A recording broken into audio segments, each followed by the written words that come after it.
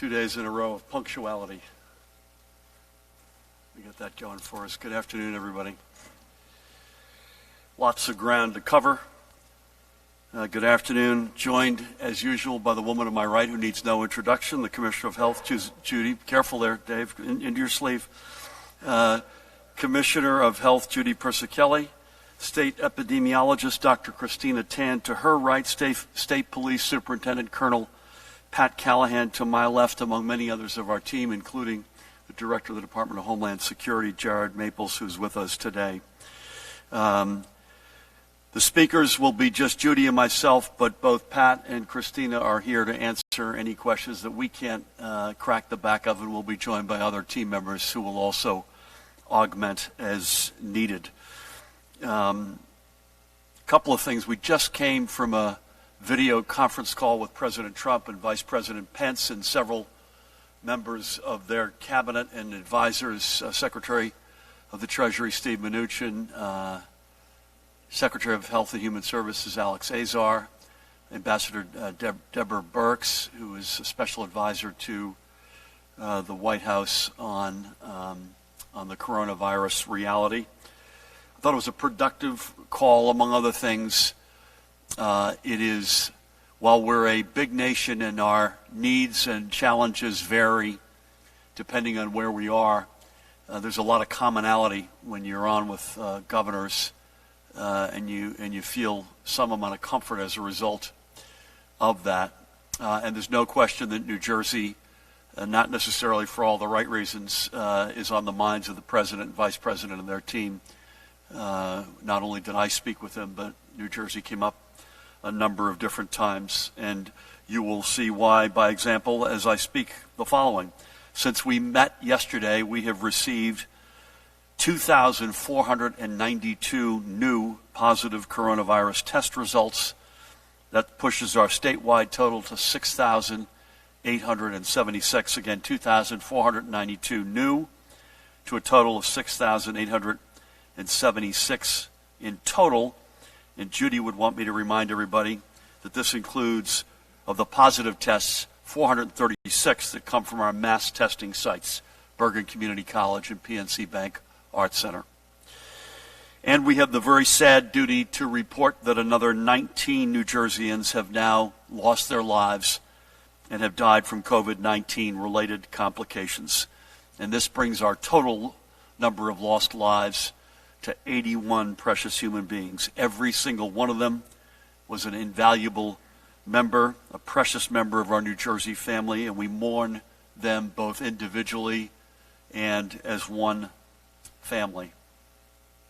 The loss of every single one of these residents is why we all need to do what we're doing, especially practice social distancing. Coronavirus does not spread on its own. It spreads person to person. The more you stay home, unless we absolutely need you in our response efforts, the slower the spread and the flatter the curve gets.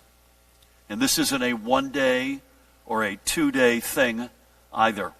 Coronavirus can take up to 2 weeks, some suggesting possibly longer. I'm practicing without a license there, but at least 2 weeks to incubate. So it's going to take several weeks at least for us to begin seeing a real impact from the social distancing measures that we put in place. And remember a couple of things. We have warned folks, we've told you these numbers are going up. Sadly, the number of lost lives is going up. Our job is to fight fiercely with unlimited resources to save as many of those lives as possible. But the number that's really spiking now into the thousands are the positive test results. That's partly, we've said all along, partly due to some amount of community spread, and also partly due to the fact that we've opened our testing regimes up and down the state dramatically. Weequahic Park, for instance, opened today in Essex County. So that's an Essex County-sponsored testing site. We've been telling you over the course of the past couple of weeks, pending test site openings. You're seeing some of this. And again, the silver lining is the more data we have, the better the experts can manage the virus and also predict where it is that we're headed. On a related note, I spoke earlier today with a friend, a fellow former member. I'm a former member of the diplomatic community, the South Korean ambassador, Ambassador Lee, and we spoke about a couple of things. First, that nation stands as an example of how aggressive social distancing policies can truly help in our getting out ahead and then staying out ahead of coronavirus. I also assured him that the Korean population, which is exploding in New Jersey, especially in places like Bergen County, that was a community that we hold dear and that we would stand with them even in the face of any bad behavior of blaming one community or another. And I'll come back to that in a few minutes. It was a productive conversation. So everyone, please, please, please continue to follow our stay-at-home directive. Please think of others across our state, let alone within your own family, whose lives that you depend on doing the smart thing and the right thing. Don't think that because you feel fine after a few days or even 5 or 6 or 7 days that it's safe to resume your previous normal lifestyle. It is not. I'm aware that some school districts, on a separate matter, have already begun advising families as to when they anticipate reopening. Let me be perfectly clear on this. That decision rests with yours truly. We will not be prepared to revisit the closure until at least April 17th, at the very earliest. The decision to reopen will be based on careful discussion with our public health and safety experts and with our educators in districts, and will be guided by the facts on the ground. Again, we will not revisit this question until at least April 17. I appreciate, believe me, that everyone is anxious to get back. I've got 4 kids who are doing distance learning right now at home, but we will not do this piecemeal. We will do this together. I meant to say this earlier, by the way, but I'll come back to that in a moment. Separately, I'm bouncing around here, forgive me. I have an announcement regarding the testing sites, which I referred to a minute ago, the mass testing sites at Bergen Community College and the PNC Bank Arts Center. On this Saturday, and Pat Callahan will correct me if I get this wrong, March 28th, these sites, both of them, will be accepting symptomatic healthcare workers and first responders, police, fire, and EMS only. By the way, check that image out. Unbelievable. That says it all about the healthcare workers and first responders who are laying it on the line. Again, this Saturday, March 28th, both at Bergen Community College as well as at the PNC Bank Arts Center, only symptomatic healthcare workers and first responders, police, fire, and EMS. The general public will not be able to access these sites on this Saturday. And then starting on Sunday, March 29th, these sites will move to a new schedule. This new schedule will be posted to our one-stop reference site at covid19.nj.gov, covid19.nj.gov. Each day they are open, these sites will collect 500 samples. Again, we remind you, symptomatic people only going.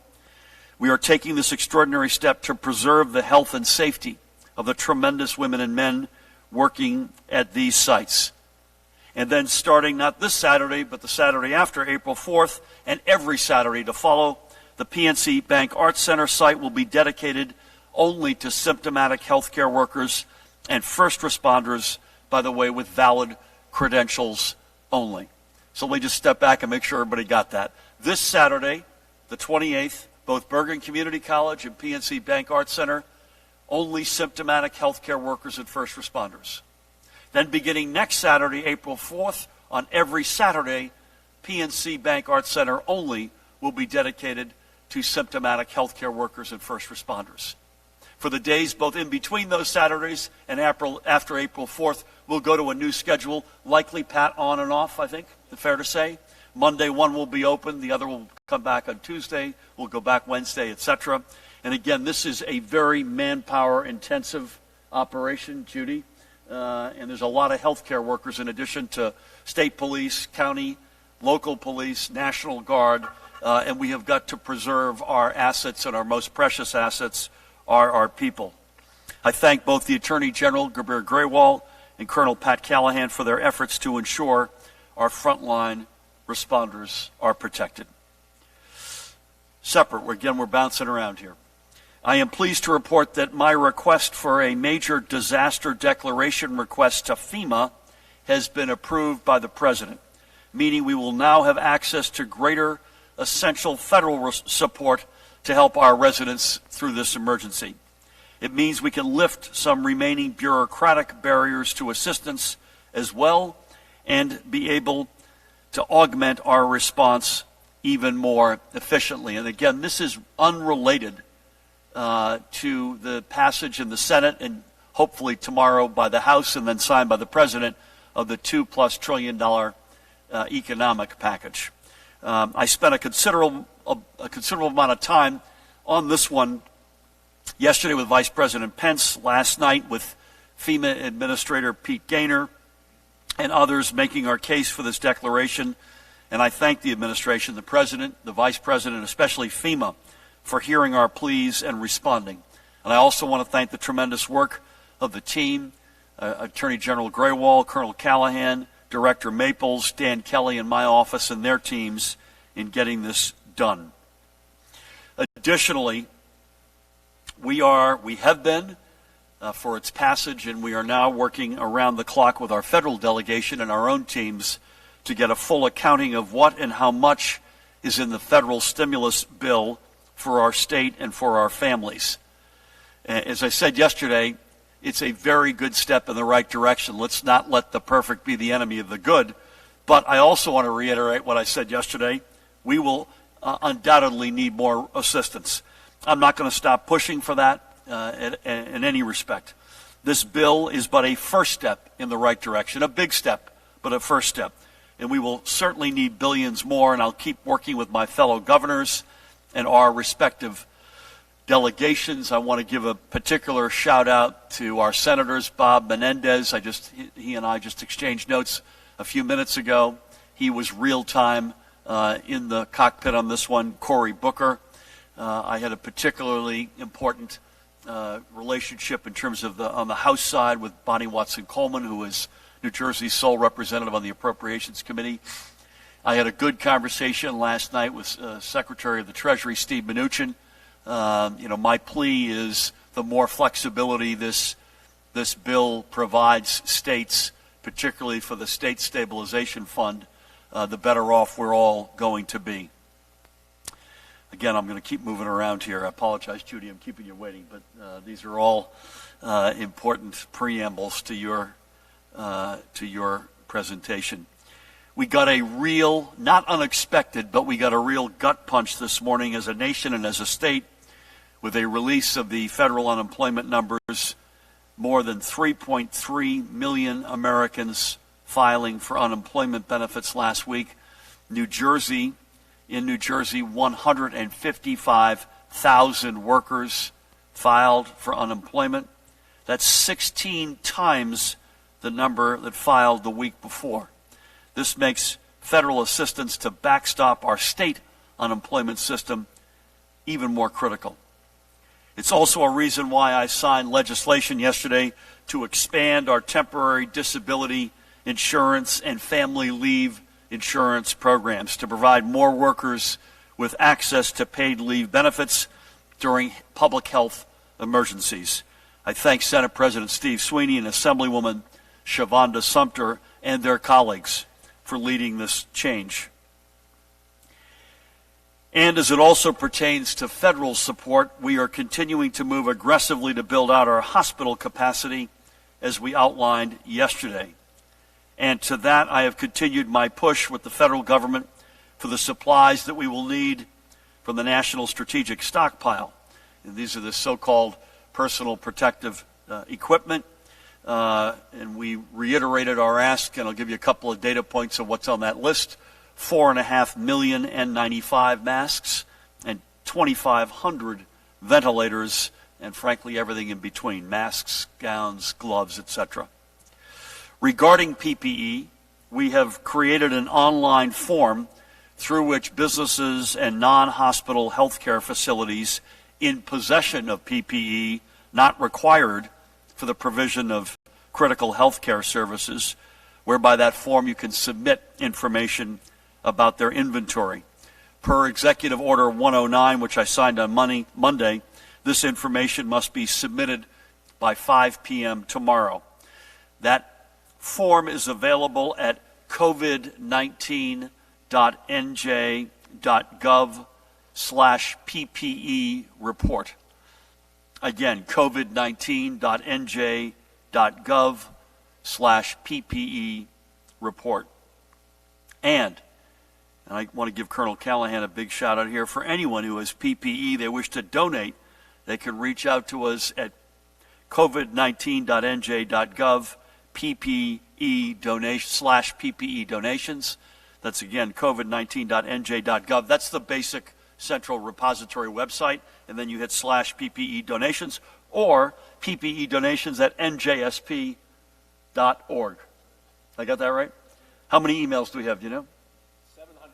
750. So 2 days ago I said 350. Then it was yesterday 450 or 500. Today 750, and we need it. And I've also given shouts out to our corporate partners over the past couple of weeks who have really stepped up. L'Oreal, one of the iconic French companies, has stepped up in a big way to provide hand sanitizer, which we absolutely need. Again, bouncing around, forgive me. Earlier today, as a part of our Main Street stimulus focus, the Economic Development Authority Board practiced social distancing and met via conference call to approve an initial $75 million program to help stabilize the many small businesses who are the most vulnerable among our employers to the economic shockwaves from this emergency. Overall, this program will be able to provide direct financial assistance and support for, we believe, between 3,000 and 5,000 small businesses. And it bears repeating, the majority of New Jerseyans work for small businesses. So this isn't just about supporting our small and mid-sized business owners, which it is. It's also about supporting the men and women who work for them. Our recovery begins with our small businesses. In particular, the EDA's approach is built around a number of pillars in different buckets, and among them they include a $5 million emergency grant program that will provide direct near-term cash assistance to the smallest and most vulnerable of our businesses. $10 million in zero-interest loans for small and medium-sized enterprises who need direct financial support. Greater support for private sector lenders, in particular community-based lenders. Direct financial support for entrepreneurs and other early-stage firms that cannot access traditional banking resources due to this emergency. These are just a few of the things on the EDA's list. Any business or organization wanting more information should visit cv.business.nj.gov. CV as in coronavirus, business.nj.gov. And to all members of our state's, I mentioned this a minute ago, our state's corporate, philanthropic, and banking communities, I continue to ask for your help in ensuring our small businesses stay on their feet. Not just the equipment and resources that you've donated, but to really stand behind and stand firmly with our small businesses. I urge you to reach out to the EDA today for ways that you can be a part of our response and recovery and long-term success. I know the EDA, under the leadership of CEO Tim Sullivan and Board Chair Kevin Quinn, will continue to look for ways to bring even more resources to our small business community as this emergency continues. I also thank Joe Kelly and his team in our front office economic development squad for their work in putting this program together. I mentioned this a few times now, the jobs portal created for New Jerseyans whose jobs were cut because of this emergency, but who still want to work and want to join our tremendous frontline response team by working at one of our essential employers, remains accessible through our one-stop site, covid19.nj.gov. The number of job postings on this site has grown at a pace that I don't think anyone could have expected. As of today, more than 35,000 job openings are being posted by more than 300 essential employers. 35,000 job openings across 300 employers. Since we put it online Monday, which is only a few days ago, the jobs portal has been accessed by 230,000 job seekers. So I urge every resident willing to step up to be a part of our frontline workforce to visit covid19.nj.gov to look at the list of available jobs and to apply for one. And I encourage essential employers to continue to connect with us through the site to have your openings posted. This shows the very best of New Jersey. We know from the response that tens of thousands of our residents want to keep working, in fact, hundreds of thousands, and want to be a part of our response, and that our business community is also stepping up in a big way. This is just one example of how we're going to get through this together and emerge stronger than ever before. Another example is by simply living our New Jersey values, even in this time of social distancing. I cannot say in any stronger possible terms how important it is that we pull through this together as one great, diverse New Jersey family. Our diversity is one of, if not our greatest source of strength. Our diversity of cultures and religions is one of our hallmarks as a state. We take enormous pride in that. So I take great offense, as do the overwhelming amount of our residents, when a small group of people do things like going on social media to scapegoat others who worship differently or look differently from them for what we're experiencing right now. In particular, I mentioned earlier our Asian brothers and sisters, especially I just mentioned earlier in my remarks our Korean community, which is one of our most cherished as well as one of the fastest growing. I was on last night with leadership of the Jewish community in this state, and people taking a couple of examples of non-compliant behavior. We had very little of this overnight, Pat, right? One incident we think we had. But a couple of folks who sponsored gatherings in Lakewood, in a community that is enormous and the fastest growing community in our state, where the overwhelming percentage of folks are doing exactly the right thing, including among its leaders. But folks are using a couple of examples like that to extrapolate and start blaming and vilifying communities, in this case, our Jewish brothers and sisters. By the way, I get the news overnight every day from Germany, and a very small minority, far-right, anti-Semitic group of folks there are doing the same thing, vilifying the Jewish community there as well. So regardless of how you worship, regardless of your ethnicity, race, who you love, your gender, we are one family. We rise and fall as one family. That's a reality in a peaceful time. We're at war right now. We need each other more than ever before.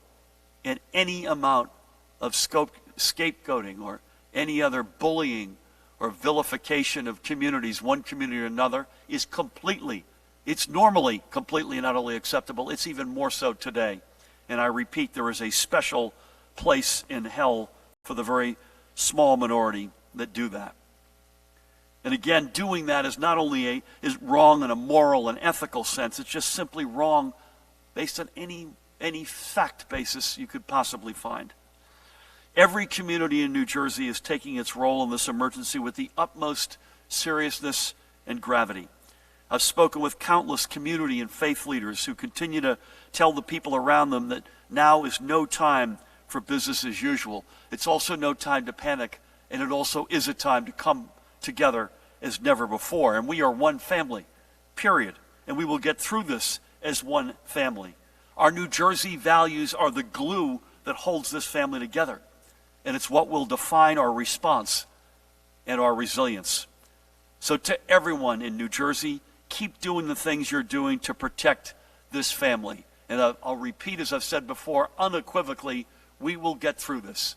Not unscathed, as we've already seen with the loss of life. But we will get through this, assuming each one of us, each of the 9 million of us in our family does their part, hangs together.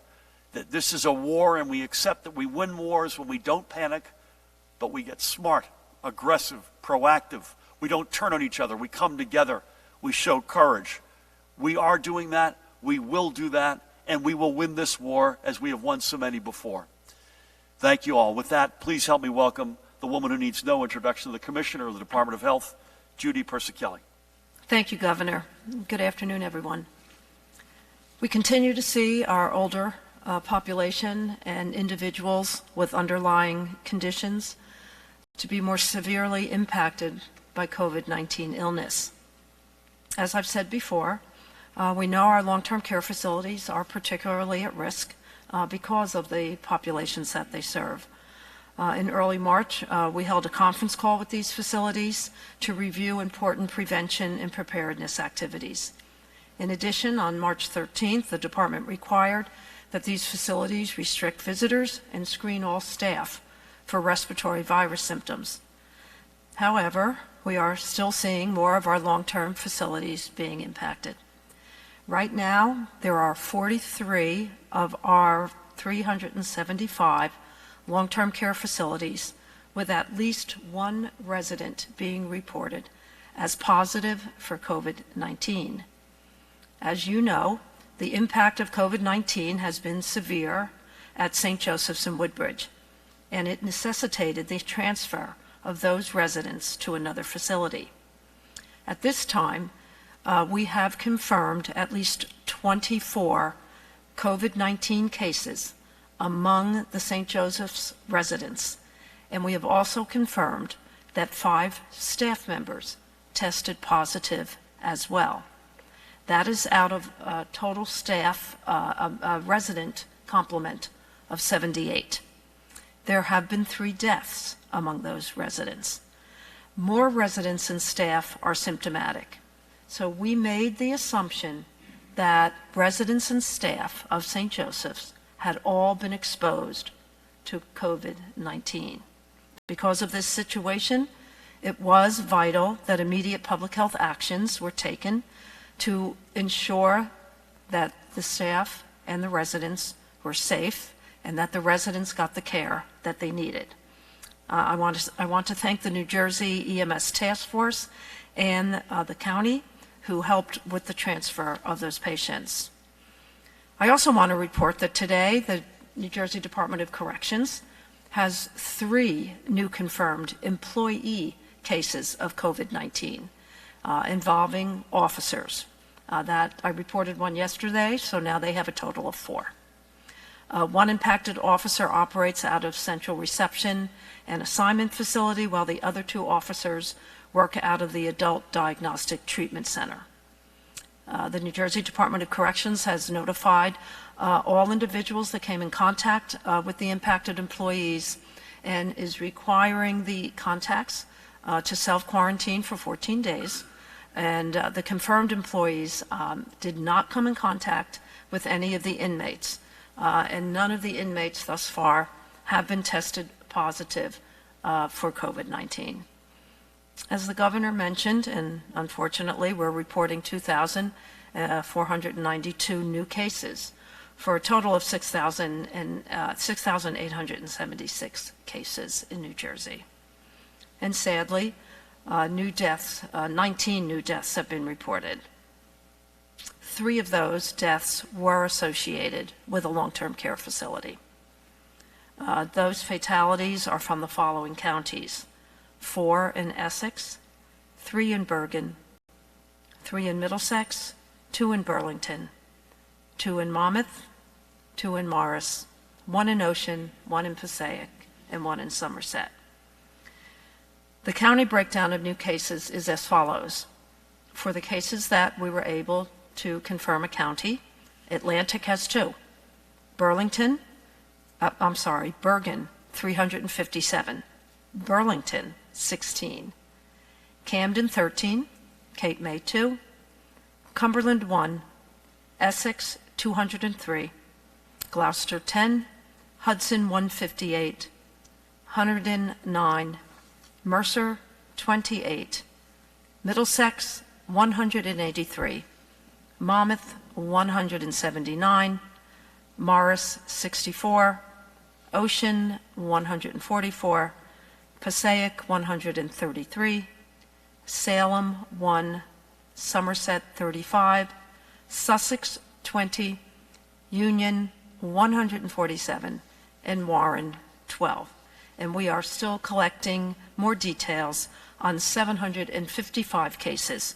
So, of course, these county amounts will change. In anticipation of the surge and the need for particularly hospital critical care beds, we are initiating a Department of Health executive order to name our Level 1 trauma-designated hospitals as the coordinating entities for their regions to include surge monitoring, critical care bed utilization, consultants to the field hospitals, and liaison with the Department of Health advisory group that will be headed by Dr. Eddie Bresnitz.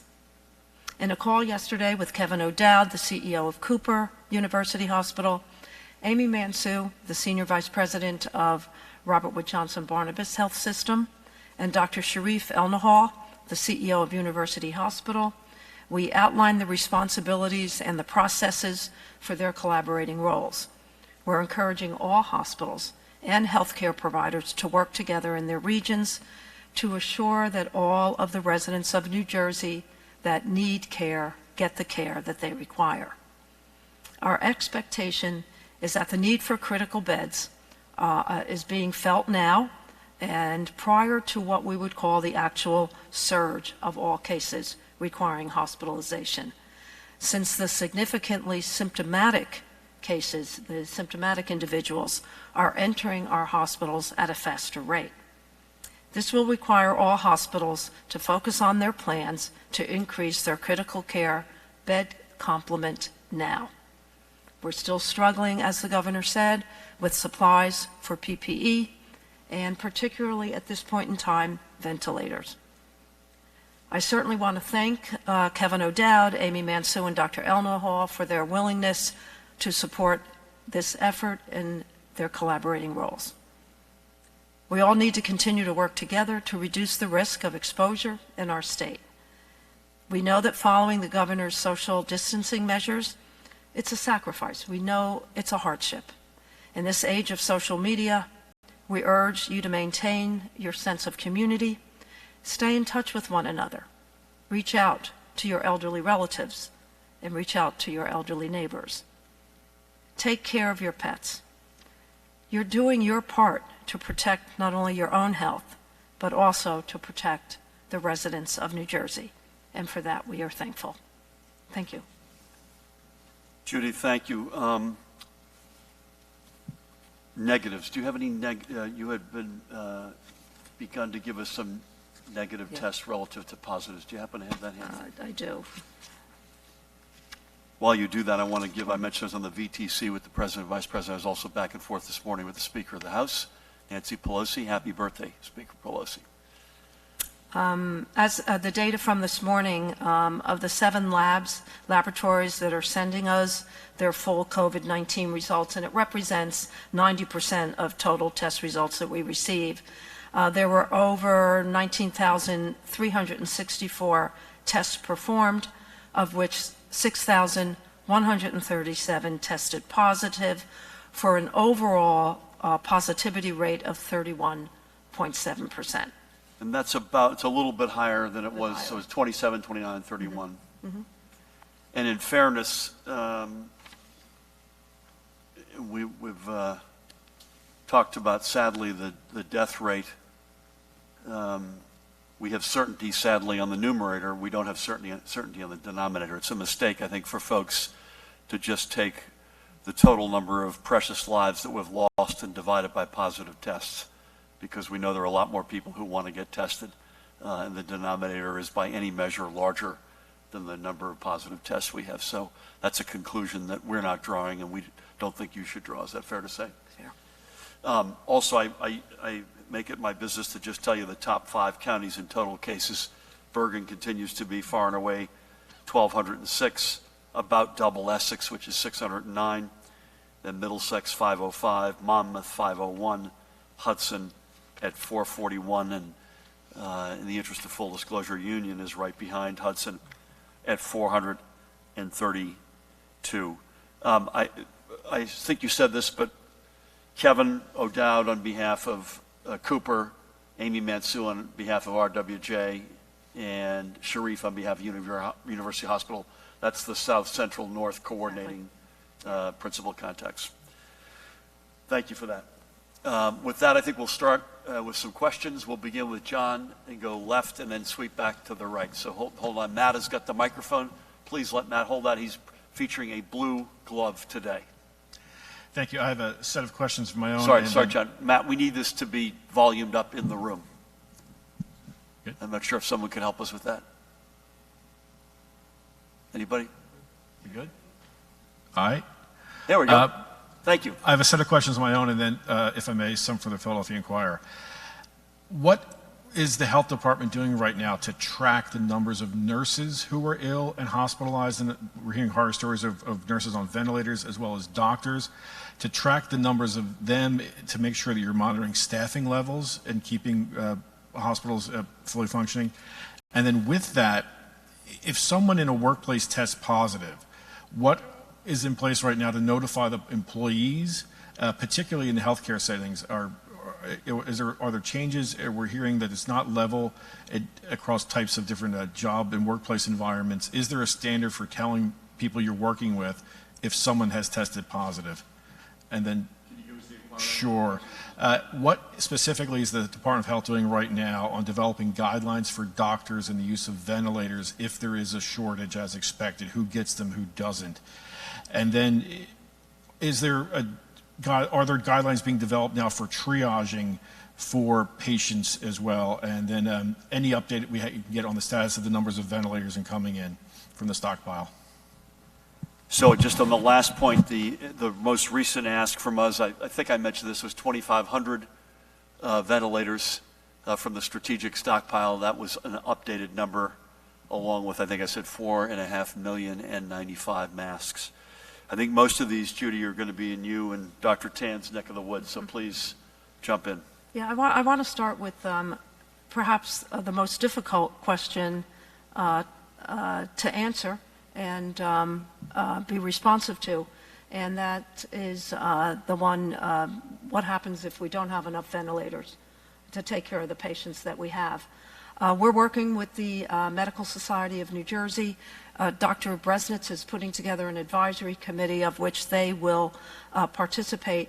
And one of the items that we will be addressing together are the bioethical considerations of the availability of particularly life-saving modalities like ventilators. That is, I would have to say, one of the more difficult issues that we will be discussing. As far as healthcare workers, we keep a tally of the healthcare workers along with the rest of the positive cases. If we are not notified that a healthcare worker is, and we have not been, by the way, a healthcare worker is on a ventilator, I don't have that information. That's handled locally by the hospitals. We do get notified if there is a healthcare worker that expires as a result of COVID-19, and we get that notification directly from the CEOs of that hospital. And we were notified early today of one. I have no information on that as yet. It was a part-time worker in the northern part of the state. And monitoring staffing levels, every hospital puts in a staffing plan, and we monitor that plan on a regular basis during good times. We have waived all of the staffing ratio requirements to allow the hospitals to move their staff where the need is most, where the acuity is the highest. And part of the coordinating responsibilities of the level ones will be to work in concert with all the hospitals in their region to make sure that the residents of New Jersey get the care they need based on the acuity as it's presented. You mentioned the modalities and trade-offs and bioethical considerations, which just sort of haunts you when you hear those words, right? When you hear that sort of notion. Let me just remind everybody, please check out the curve behind us. It's the reason why we're doing what we're doing, to do everything we can to head off that sort of discussion. We have to obviously hope for the best, but plan for the worst. And that's what I think you're hearing. But this social distancing, this aggressive set of steps we have taken, unlike, frankly, at this point, almost any other American state, it's not just an abstract exercise. This is literally to keep the curve as flat as possible and below the capacity of the healthcare system, including all the equipment associated with it, and including, by the way, the healthy workforce, God willing, that is associated with it, to head off, to stave off, hopefully forever, but certainly for as long as possible, the sorts of trade-offs, the awful trade-offs that Judy refers to. If we don't do this, that red curve, we will live, sadly, we'll live that reality of those bioethical trade-offs, which none of us want to have to go through. We would be remiss, we'd be abrogating our responsibilities to not plan for that, and we are. But at the same time, folks, when you're listening and you're wondering, why am I still at home? Why is my business, non-essential business, still shut? Why do I have to keep washing my hands or keep it 6 feet away from people? There is a reason, and it is a big reason. We want to be on the battlefield saving every single life we can, keeping the number of folks who are ill to as small a number as humanly possible. And we can't do it alone. We need you all to continue doing what you're doing. Thank you. Dave. Question for the Commissioner, if I may, and then for you, Governor, as well as the Colonel. Commissioner, could you give us an update on the efforts, I think that you referred to it, or maybe the Governor did, as a call to action for retired nurses to come back, retired doctors, healthcare workers. I know some Rutgers nursing students were going to be helping the local health workers in the different counties and so forth. If you could give us an update on how those efforts are going, and you know, if there's a concern about hospitals running out of doctors and nurses. And then Governor and Colonel, if you could just flush out the point which I think is really important that you stress, Governor, that we did have a couple of incidents in Lakewood, but this has nothing to do with anybody's religion, although some idiots may be blaming certain people.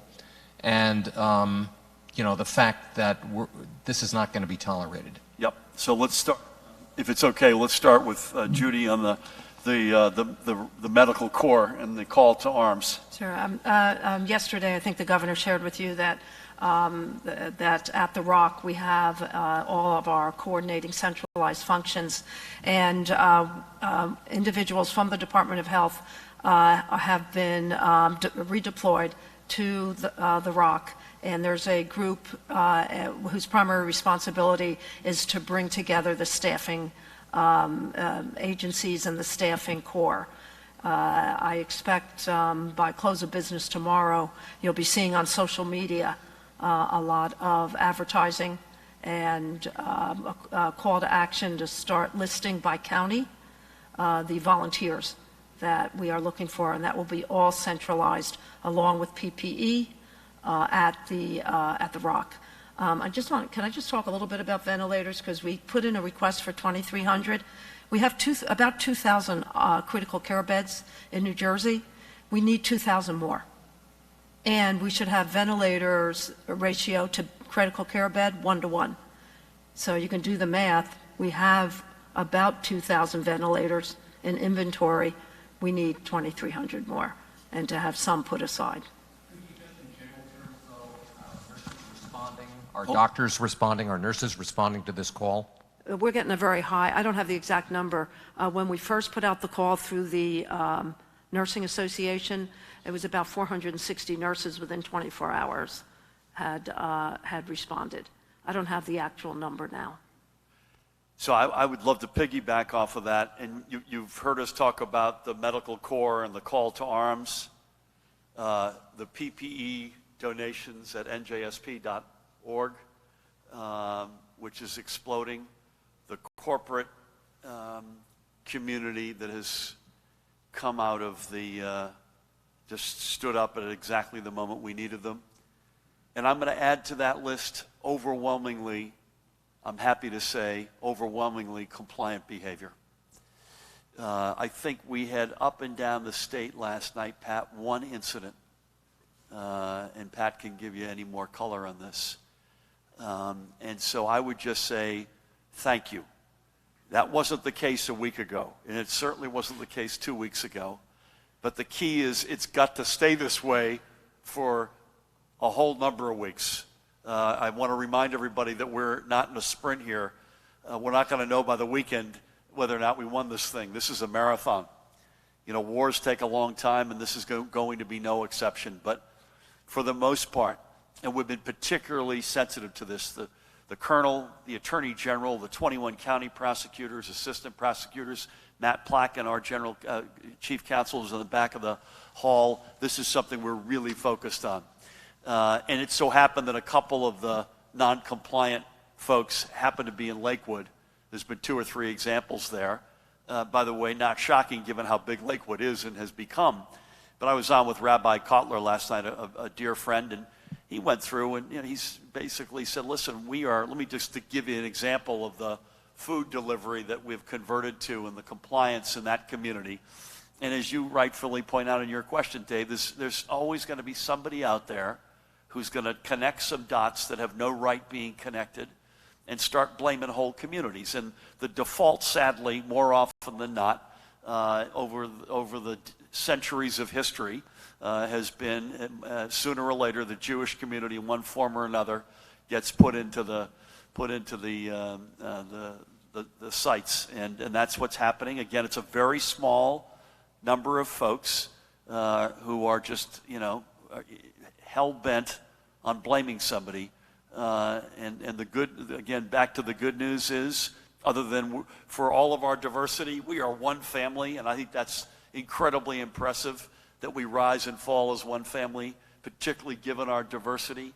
But the more specific good news with your question, and we're going to monitor this. If we think it slips, you'll be hearing from us. But the behavior is overwhelmingly compliant. Pat, could you add to that? Thank you, Governor. And I know I've been asked a few times since the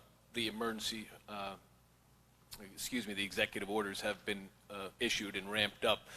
Since we started tracking, there's been 13 total incidents, of which resulted in 6 disorderly persons offenses. 3 of those were indictable, and that's spread across 10 of our 21 counties. And to the point with regards to tolerance, I always say tolerating, it sounds like we're putting up with one another. I think we saw a rise in bias incidents. I know we saw a rise in bias incidents long before this started, or at least a few months before this started, and that was a combination of both, 1, they were happening, and 2, the amount of messaging we were doing about reporting it. It's almost similar to our positive test going up when you kind of put out that information. So disheartening. And from, I know, the Attorney General to the Director of Division of Civil Rights, that it will not be tolerated and it will be prosecuted, and that we should certainly, to the Governor's point, use this as an opportunity really to get together and not tolerate it. Not one day, not 1 minute in this state. This is an extraordinary. By the way, Jared has chaired the Interfaith Advisory Council now for years, and that's got 3,000 something members to it. And that's been a huge weapon. There's kind of and that's too early to declare victory on the point I'm about to make, and this is not related to the virus. It's way too early to declare victory on that. It's kind of an out-of-body, we're all staying away from each other. I come in by myself, I leave by myself. Look at the way you're all sitting. Look at your configurations in your work at home, the companies you work for. the way we separate ourselves even inside of houses, there's at the same time an incredible beginning to feel like we're all coming together. And that has an incredible feel to it. And we have to keep that. We have to both be incredibly self-disciplined about our own behavior, everything from washing with soap all the way up to not going out and leaving home unless you absolutely have to. But ironically, at the same time, we're sort of coalescing in the lack of non-compliant behavior, which I hope continues. And by the way, it's not the case all in America. We're on with the president a couple hours ago. Pat hands Judy and me a story out of Kentucky where they're having Corona parties. Let me just say this unequivocally. Anybody has a Corona party in this state, we will crash your party, and you will pay a big price for that. And the good news is so far so good. Thank you, Dave. Back here, I apologize. No problems. This is a series of questions for the medical team here. Our viewers are asking, if you're exposed and survive the coronavirus, can you be reinfected with it later? And then following up on that, one of our viewers specifically is asking, they are experiencing shortness of breath and a cough, but no fever. Are they amongst the group that should be getting tested? At what point should someone consider themselves potentially infected and get tested? Do they have a fever, you said, or no fever? No fever. Okay. Judy or Christina? Yeah, Christina. I could guarantee you Pat and I aren't going to have an acceptable answer there. So for the first question related to if you were infected and the possibility of, I think your question relates to immunity subsequently. Right now we still don't have a lot of information specific to SARS-CoV-2. That's the virus that causes COVID-19. But we do have a lot of information on other coronaviruses, such as the coronavirus that causes MERS, another similar severe respiratory illness that has impacted certain parts of the world. And it is thought that based on the MERS data that there might be some level of immunity that's conferred onto individuals who are initially infected. But again, we're still in the process of gathering those data. And with regard to the question about when should you be concerned about your health and when should you consider getting tested, that's a decision that you make also in conjunction with your healthcare provider. We always encourage, and this is always something that we encourage year-round, that if you're concerned about your health, contact your healthcare provider. Your healthcare provider is going to know the specifics about your own individual state of health. We don't know specifics about, for example, an individual's underlying health conditions and such. We do know that there's community spread here in New Jersey, and particularly we're seeing areas of more intense activity, for example, in Bergen and in Monmouth County. And with that information, we know that individuals who come into communities where there's a lot of widespread community transmission, that you're going to be at increased risk for potentially getting infected. If I added to the question and said that the person had shortness of breath, cough, and a fever, would that qualify someone for going to either Bergen Community College or PNC Bank Art Center to get tested? Those symptoms are suggestive of COVID-19 illness and certainly would fall within the constellation of symptoms that would get you tested. By the way, this is, again, I'm practicing without a license. We keep a thermometer on the kitchen counter. And we just regularly go through and rotate and use it, sterilize it in between usage. Matt. Governor, some readers have been asking us this. Governor Cuomo has a 90-day relief for mortgages in New York. Senate President Stephen Sweeney has asked for a similar measure here in the state. All you've announced so far is regarding evictions and foreclosures. The question is, what do you think about a similar mortgage relief measure here in New Jersey? What else do you have? Quite a few. Do you want me to go? Yeah, why don't you go through them all and then we can parse them out. Is that okay? Okay, sure. Are you asking on behalf of others, by the way, or just your... This is all us. All you, okay. Hospital-related, a couple of things. The New Jersey Hospital Association says it's provided the Department of Health with hospital occupancy levels. Will you share this information? If not, why not? Also, what is this? Commissioner, do you think all existing hospital resources will be expended before the pop-up hospitals start receiving cases? And just to clarify, did you say how many healthcare workers have tested positive? Is that it for now? Yes. Okay. Thank you. I'm going to take the first one and then throw it open to the folks to my right, and obviously Pat can come in here. The pop-up hospitals, I will say this, the so-called field hospitals are moving along quite a pace. So I'll let Judy answer in terms of where she sees that relative to capacity. We're looking very much at mortgage relief as well as potential renter relief. We've been in touch with banks. Literally, Matt Plakins with me last night and today. We're continuing that. I'll be very surprised if we don't end up in a good place in this. And I would say by the way, that's going to be led by the nation, the money center banks that have a national footprint. I can't promise you when or exactly what it looks like in terms of where we land, but my gut tells me this is going to become more the norm than not. I'd love to think also that we could work with our state chartered banks as part of that as well.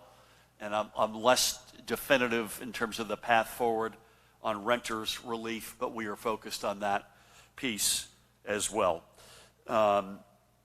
Judy, I think you've got Sure. the balance of these. That's enough? Sure. I'd get overall occupancy levels. I've asked the NJHA to do a survey and feed into us on a regular basis overall occupancy of medical surgical, critical care capacity, and critical care occupancy. 45 of 71 hospitals reported that yesterday. I don't have it with me. We need 71 hospitals to report, and there's absolutely no reason not to share that. You should know what's going on, particularly in your county hospitals. I did not say how many healthcare workers tested positive because I don't have that information. How about the pop-ups relative to? The pop-ups, particularly the one at the Meadowlands, will be up before we expect a significant surge. But I do want you to know that we're very concerned about critical care right now. So there may be beds in the hospital, but we really have a critical care crunch right now. So we'll be working with our hospitals in that regard. But the pop-up will. But just following up, do you think that currently, and the answer might be that you just don't know because all 71 hospitals aren't reporting, but do you think, is there any expectation that our hospitals will exceed their level of what they can care for before the pop-ups? I hope not. That's our goal, is to get the pop-ups up before that occurs. Only in New Jersey can we call a hospital that has 250 beds a pop-up, right? These things are a feat. Thank you for that. Elise, good afternoon. Good afternoon. 3 questions. Is there any assurance that New Jersey will get its full ask of the ventilators? And when do you expect them to arrive? Any thoughts on extending the tax filing deadline in New Jersey? And regarding the bioethical considerations that you mentioned earlier, do you expect to issue guidelines to hospitals about who gets a vent, who doesn't get a vent, ranking patients according to comorbidities and age and likelihood of recovery? I'll jump in on the first 2. Judy, you want to take the bioethical piece of this? Is that okay with you? Sure. No assurances, so I don't want to overstate the case in terms of the ventilators. We are not the only place in the world looking for ventilators right now. And it has been much discussed in the press and by fellow governors, and the president himself spoke to this in our video call just now. We're out there, we're all out there tripping over each other. So no assurances, but God knows we need them, and we're not just relying on the federal stockpile. We're turning over every stone. Nothing new, Elise, on the tax filing deadline.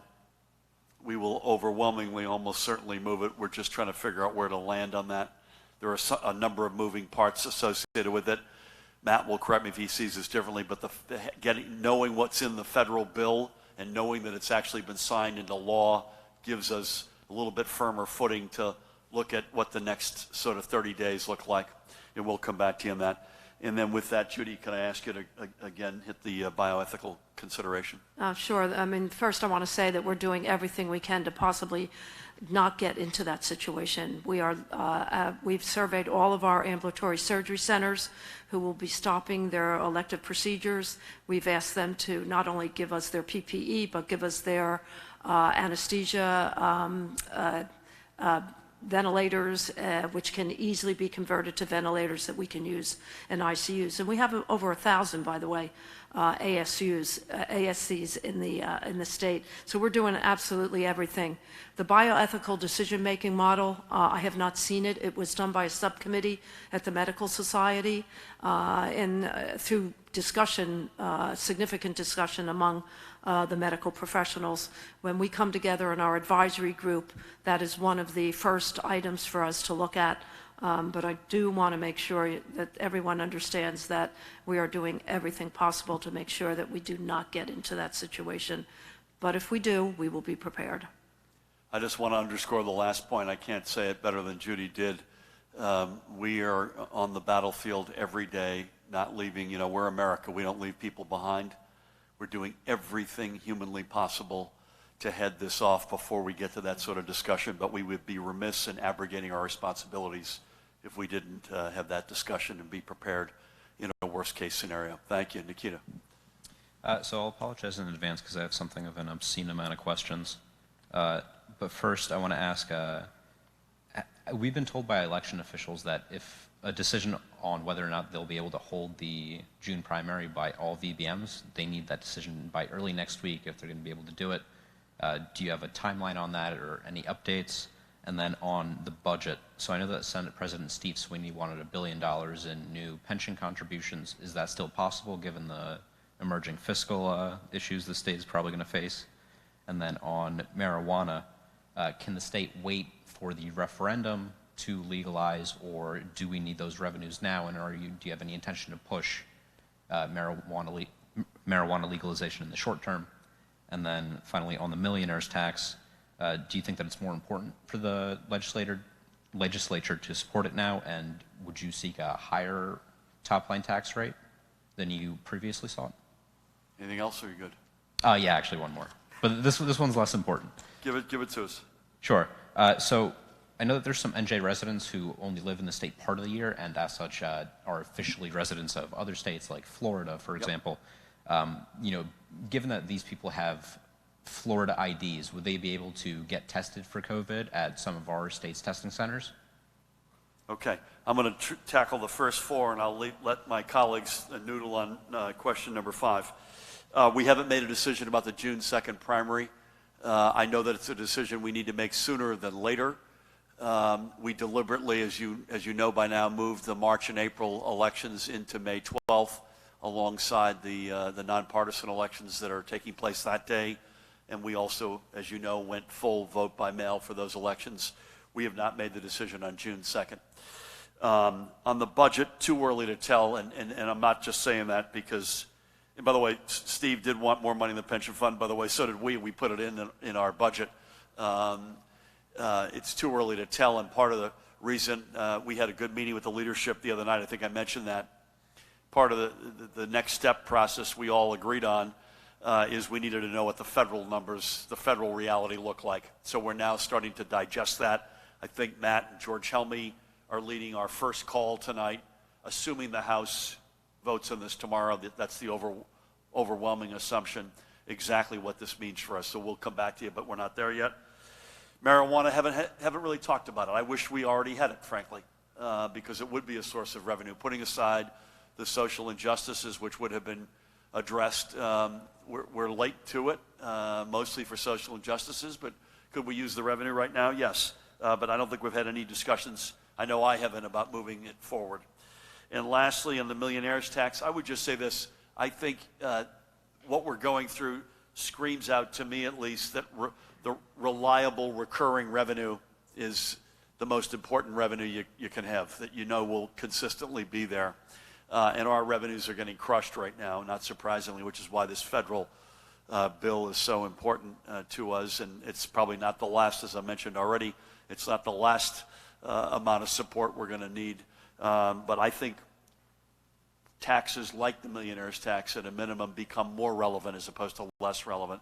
I haven't thought through a different rate question. What if I've got a Florida driver's license and I want to get tested?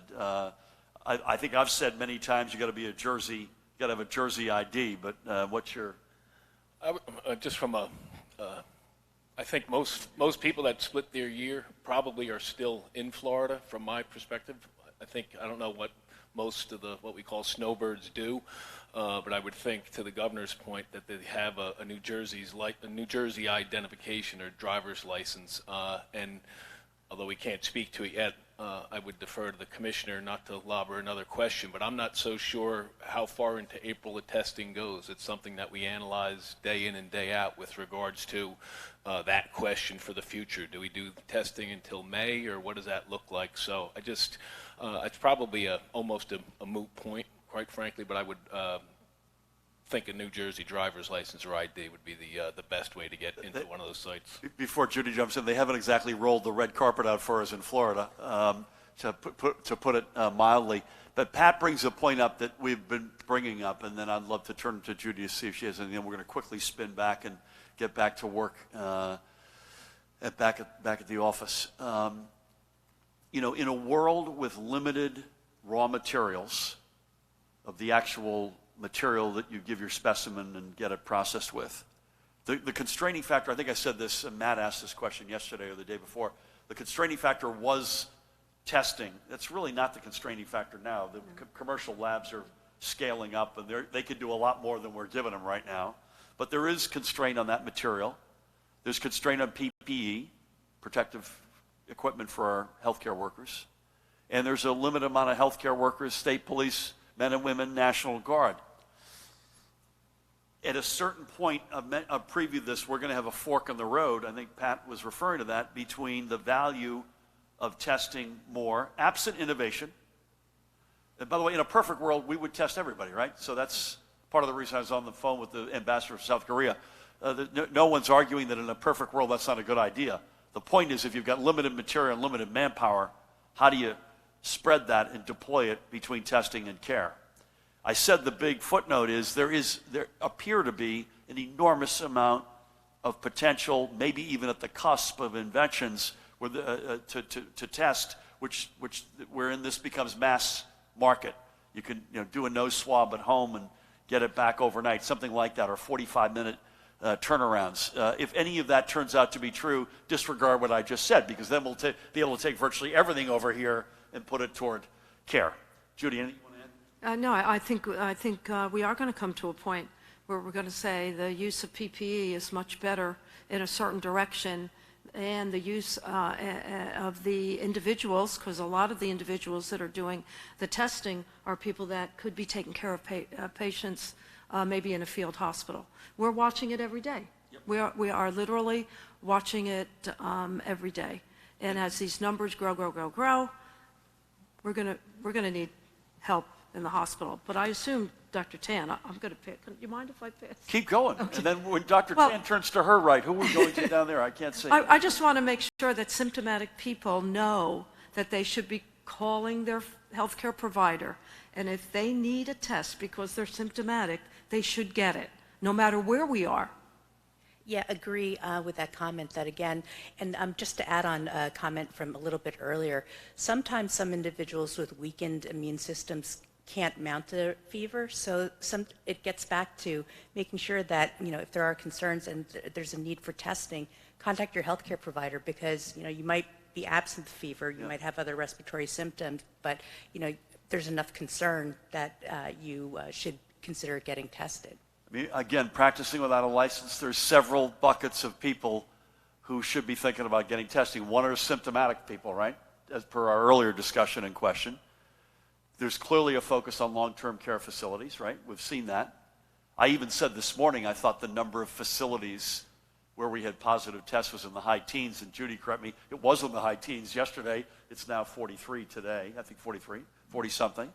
And the third category, Dr. Tan, are people who have adjacent healthcare challenges. We've said diabetes, respiratory, cardio, et cetera. So, you good? Okay. Elise, you're good? Matt? Governor and Commissioner, a quick clarification, the healthcare worker who you said passed away, is that the first known death of a healthcare worker? And can you also just expand again? I know you've talked about this, about how we are concerned about healthcare workers being or contracting this. And also, real quick, Colonel, have there been any first responder deaths from the coronavirus that we know of? The answer to that is no, right? The answer to that is no, but I know of 2 law enforcement officers that have been in serious condition but are at this juncture stable. On the healthcare worker, I literally got that call as I was coming over here. It's a part-time worker up at a hospital in North Jersey, and I believe that's the first healthcare worker. The person worked, I believe, in environmental services.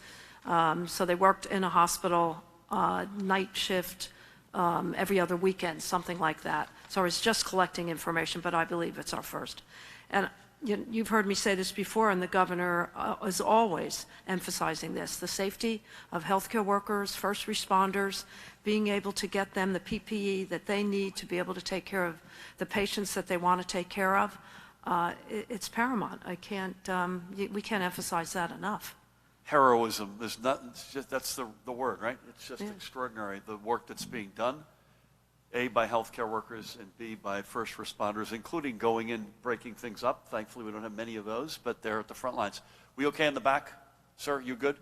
Dave. Quick question, Governor, has there been any discussion with the White House about possibly moving patients from one state to another if things get really tight in terms of not having enough hospital capacity to handle the cases? And Commissioner, have you had any discussions with other health commissioners in other states about that? In the first instance, I've not been associated with any conversations. We have had conversations, Judy and I have had them and others, about moving patients from one critical care facility to another in New Jersey to, as Judy said, north, central, and south strategy to sort of reallocate our resources in a coherent way. I'm not aware of any cross states. Are you? Now, I speak weekly with the commissioners from Pennsylvania and New York, and they're very short conversations, by the way, because everybody's so busy. We've not talked about transfers, although I do have to say that for the real quaternary types of services, which we may not have capacity, we would go to Philadelphia or New York if they did. But that would be limited to very, very few individuals that require bypassing their lungs to be able to save. It's a life-saving, it's called ECMO, it's a life-saving modality.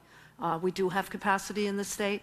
I doubt that we would run out of that capacity, but we would go anywhere for the appropriate patient if that's what they needed. Yeah, I mean, that's an example of what we're talking about. We will lay it all out to try to save lives, and there's no price that's too much to save a life in our state right now.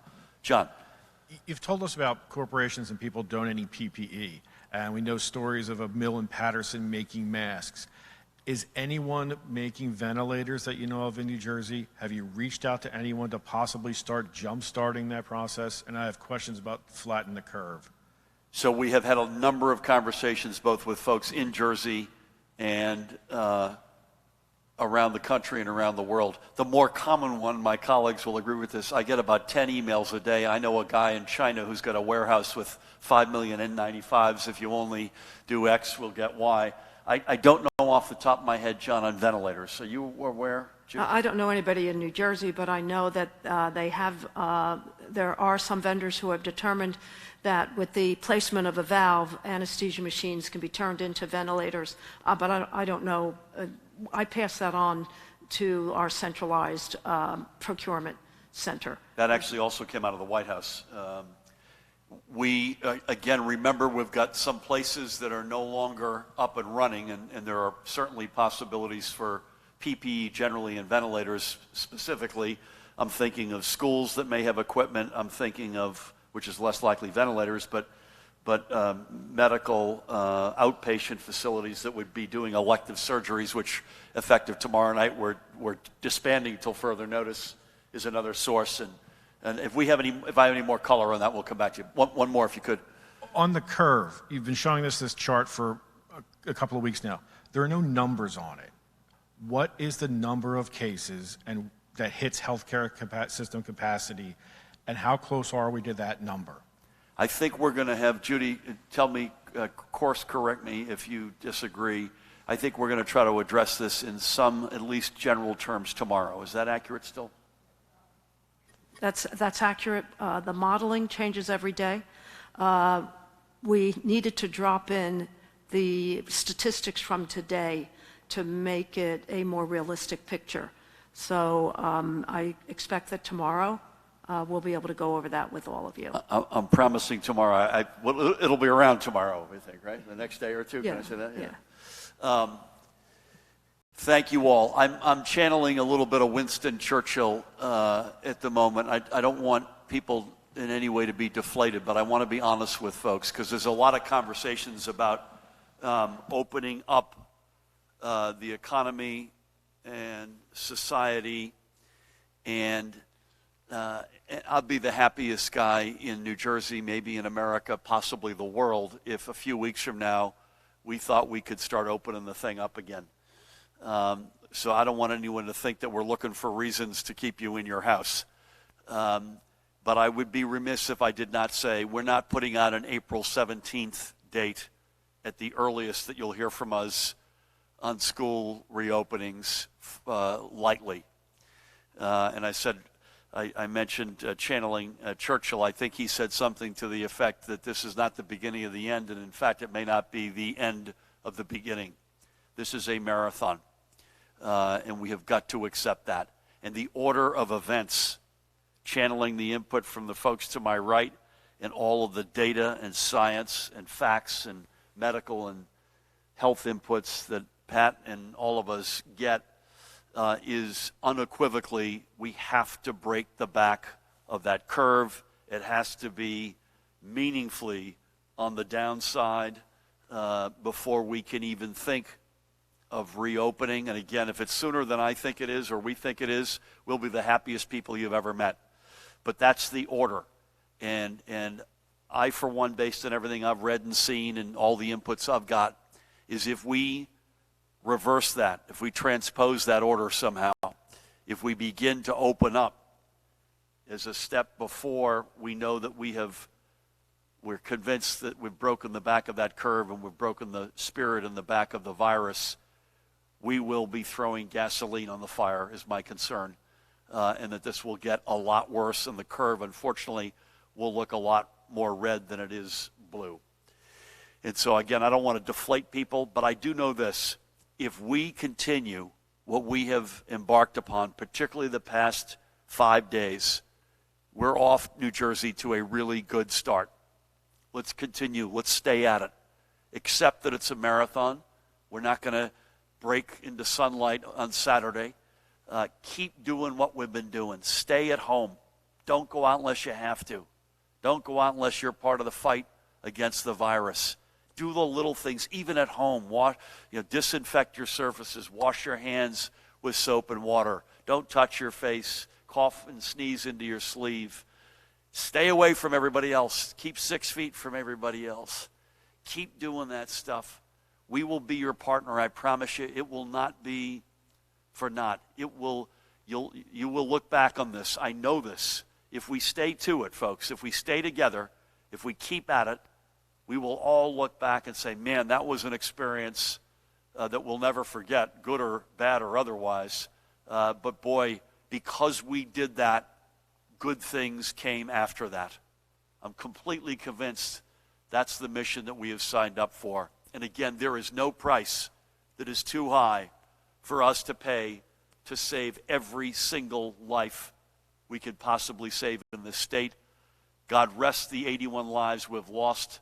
Our job collectively, our job, all of us, including those watching, the 9 million of us in this great state, is to continue to band together, not divide one against the other, but one family fighting this with great courage, with great work ethic, being smart. And by doing that, we keep the number of those lost souls as low as possible. We keep that curve as flat as possible. We take the pressure off the healthcare system. We break the back of that virus, and then we can begin to get back on our feet, and we will. Unequivocally, we will do all of the above. Tomorrow, 2 o'clock, same time, same station. Thank you.